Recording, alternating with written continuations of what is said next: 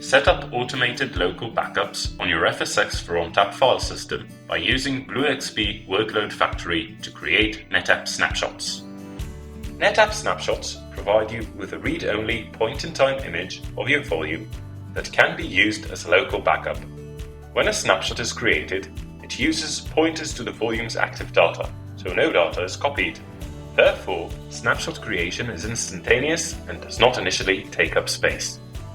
When a volume's data is modified, new blocks are created.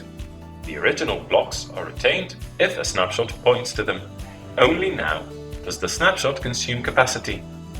A new snapshot will point to the current active data blocks, once again initially not consuming space. Now let's see an easy way to create snapshots and set an automatic snapshot policy for your volumes. Open BlueXP Workload Factory. Go to your storage inventory, select the file system, and click Manage. Go to the Volumes tab and choose the volume for which you wish to create snapshots. Choose Data Protection and Snapshots. Here you can create an ad hoc snapshot by giving it a name and pressing Create. Restore a volume from an existing snapshot by choosing the needed snapshot and pressing Restore. Or manage snapshot policies. Here you can apply an existing policy or create a new one. Let's see how.